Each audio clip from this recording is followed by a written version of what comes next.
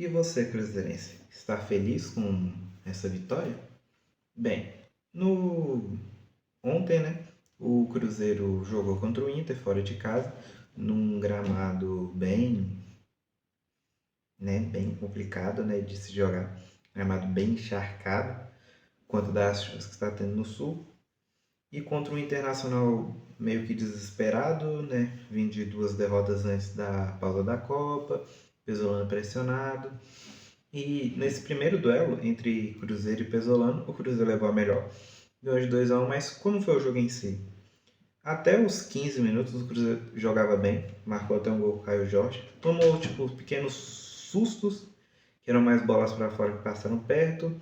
Só que depois dos 15, o Inter tomou a posse de bola que o Cruzeiro deu. E nisso o Inter criou boas chances, poderia ter marcado. Nesse intervalo também teve, acho que não sei se foi uma ou duas falhas do Otávio, que quase resultaram em gol. Só que o Cruzeiro saiu com sorte no primeiro tempo, porque não tomou gol. No segundo, o jogo volta a ficar mais pareado. E depois do segundo gol, aos 64 do Matheus Pereira, um gol que muita gente falou golaço, eu achei só um gol ok. Né? Feio, mas também, nossa, né? Depois disso, o Cruzeiro controla mais o jogo, cadencia. E nisso de cadenciar, e teve também a expulsão, um pouco tempo depois do Vitor, não esse é zagueiro do Internacional, que sem querer acertou a canela do Peck, que não está lesionado, tá? Ele teve sim um corte na canela, mas não tem tipo lesão de quebrar alguma coisa, nem nada que vai tirar ele do jogo contra o Botafogo. Mas por que sem querer? É porque como o gramado estava muito encharcado, então qualquer carrinho já é quase amarelo, sabe? É o famoso cartão laranja. Então, depois disso, o Cruzeiro controla, só que acaba tomando um gol, porque afrouxa um pouco a pressão ofensiva que vinha fazendo no meio de campo, atraindo o Internacional mais para sua área, e o Carboneiro marca o gol para não ficar tão feio para o Inter.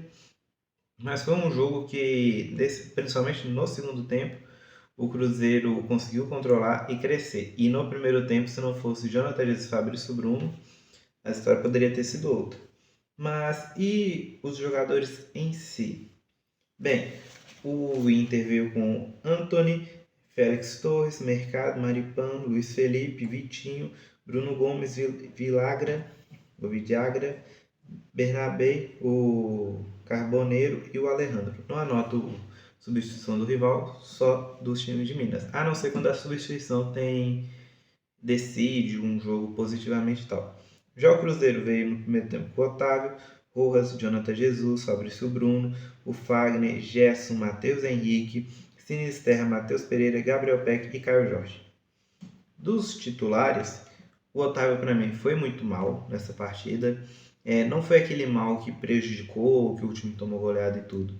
Mas você via que ele estava menos confiante hoje, o que faz levantar a questão: será que o Cássio, assim que tiver uma garantia de que pode voltar, já tem que ser titular? Ou você acha que o Otávio ainda precisa terminar o ano como titular? Deixa aí nos comentários, né? Eu acho que ainda faltam alguns jogos, porque tem jogos que o Otávio vai bem, tem jogos que ele às vezes não vai tão. Ele não é. Ele tem uma leve inconstância, mas não é tipo inconstância de um jogo tomar nenhum gol, no outro tomar 7. Mas eu falo no quesito passar confiabilidade durante a partida.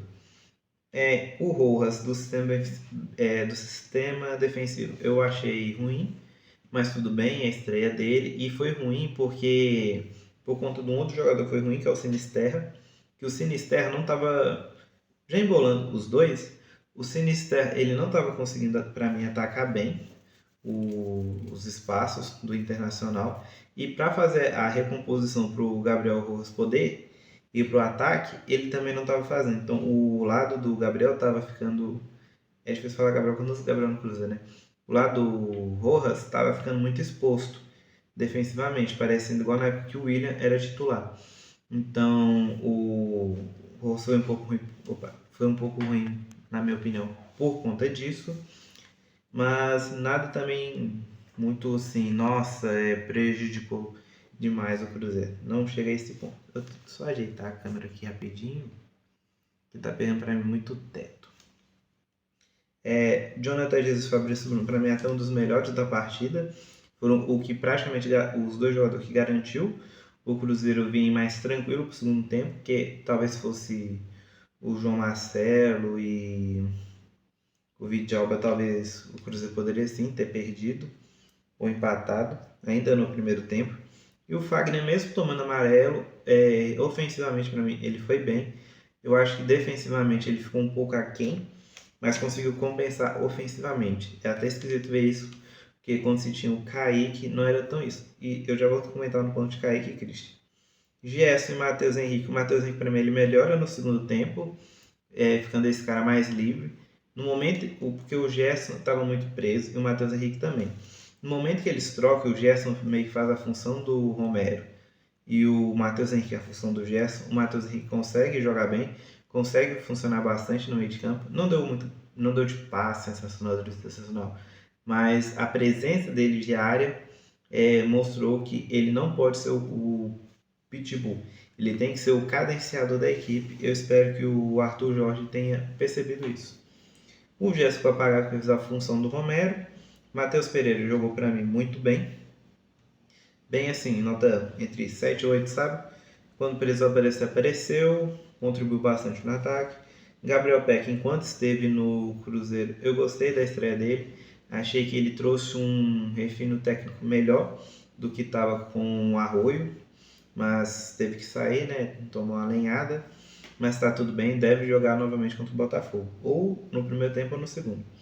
E o Caio Jorge, eu achei que as poucas oportunidades que ele teve, ele conseguiu aproveitar bem no primeiro tempo. No segundo, como o Cruzeiro não estava, para mim, com tantas oportunidades para ele, ele foi um pouco abaixo, mas pelo menos marcou seu gol quando precisou. Então tá valendo. E os que entraram? Neiser, Wanderson e William não tiveram poucos minutos, acho que tiveram menos de 10 minutos, então eu não gosto de avaliar muito assim. A não ser que, sei lá, o cara faça um gol contra ou entregue um passe para um gol, ou marque ou faça um pênalti. Bruno Rodrigues, para mim, entrou mal, pelo que fez o Gabriel Peck. O pouco tempo que o Peck fez, já, sei lá, superou a passagem do Bruno Rodrigues pelo Cruzeiro, pelo menos essa segunda, tá bom? Já o Lucas Silva, para mim, jogou ok. Ele foi para defesa para fazer a função do que o Gerson vinha fazendo. Não efetuou, perdão, não efetuou com tanta qualidade, mas não prejudicou também tanto para mim. O Wanderson, né, não muito o que falar, né, mas não vou crucificar tanto, teve pouco tempo. E o Neise perdeu uma chance, né, não vou crucificar, teve pouco tempo, mas é impressionante. Eu acho até que é um erro tentar deixar o Neise como centroavante, sabe? A função do Caio Jorge. Eu acho que ele cai muito melhor para as beiradas do que sendo esse falso 9. Mas né, eu não sou técnico, então. Perdão.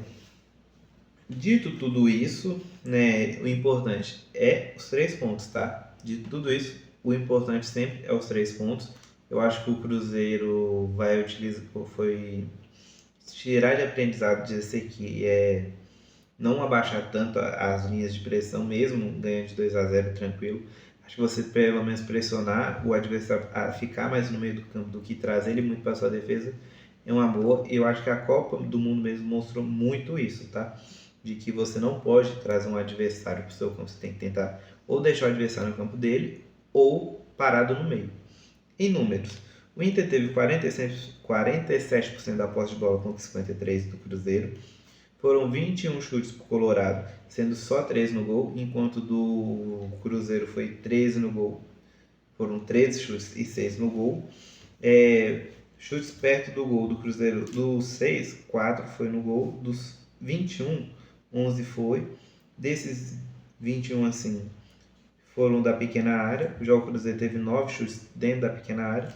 Chutes de fora da área, o Inter deu 10 e o Cruzeiro 4. Desses 10, boa parte foi naquele primeiro tempo que o Cruzeiro estava ainda desencaixou, então o Inter estava tentando chutar muito fora.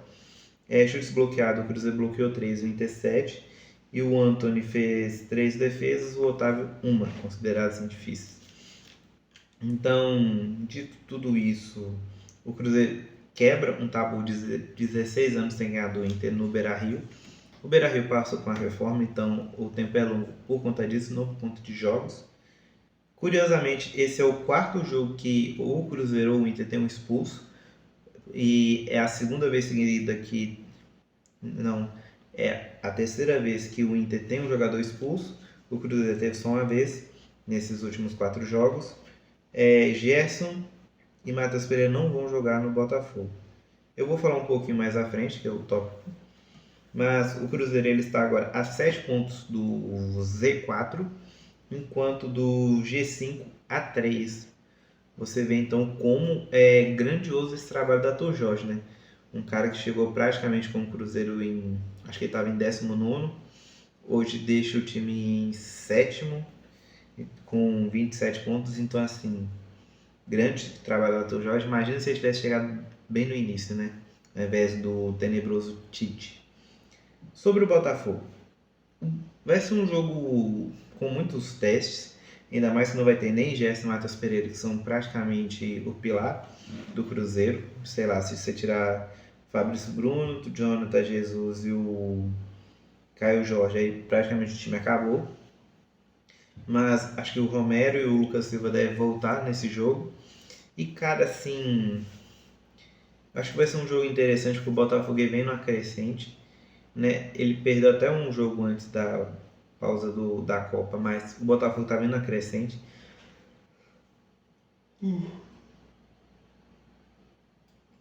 Perdão.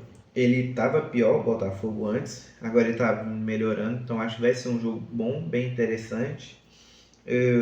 Vai reabrir o turno. Acredito que dá para o Cruzeiro vencer por ser em casa. Se fosse fora, acho que seria um pouco mais complicado, mas por ser mando do Cruzeiro, deve conseguir vencer.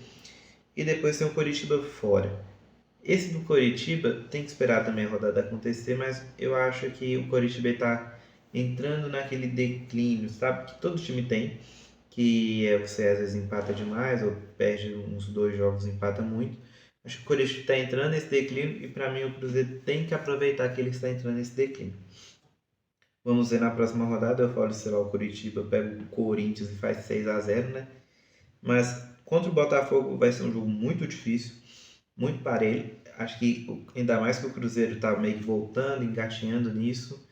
Então pode, às vezes, o Botafogo vencer, mas por qualidade. E acho que pelo que apresentou, o Cruzeiro deve tentar fazer, que o Botafogo também tem essa dificuldade de ter o domínio da bola. Ele não sabe muito o que fazer quando tem com a bola, prefere o contra-ataque. Acho que dá sempre o Cruzeiro vencer, eu diria talvez uns 2-1. Mas temos que esperar chegar o jogo para a gente descobrir tudo.